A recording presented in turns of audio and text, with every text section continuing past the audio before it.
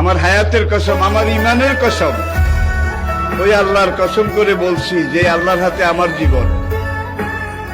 বর্তমান ফিলিস্তিনের যুদ্ধ শেষ হবে, ইমাম মাহাদি এসে যাবে।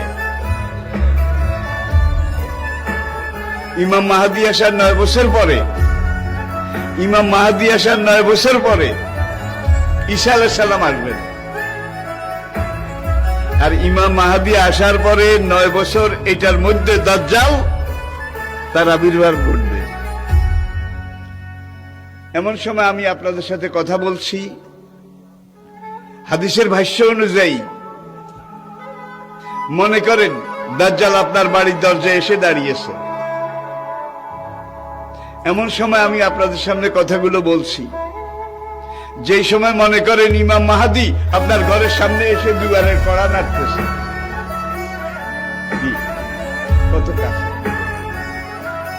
আল্লাহর নবী ইমাম মাহাদি সম্পর্কে, দাজ্জাল সম্পর্কে 70টা ভবিষ্যৎবাণী করেছেন। কয়টা? তার মধ্যে 66টা হয়ে গেছে, বাকি আছে কয়টা?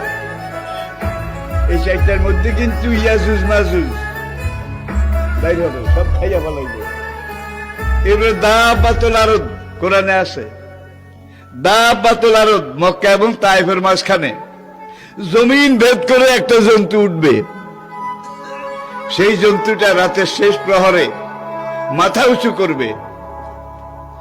মাথা এত উঁচু করবে, কাবা থেকে দেখা যাবে, ইয়ামেন থেকে দেখা যাবে, বাইতুল মাকদাস থেকে তার কল্লা দেখা যাবে।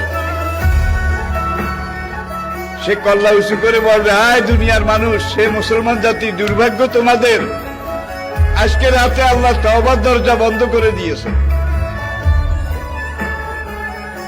তওবার দরজা যদি বন্ধ করে দেয় আল্লাহ, তাহলে আপনি নিজেরা 100 বার জবাই করলে বোধহয় মাপ পাবেন। আর কোনো কিছু আছে রইছে? নাই।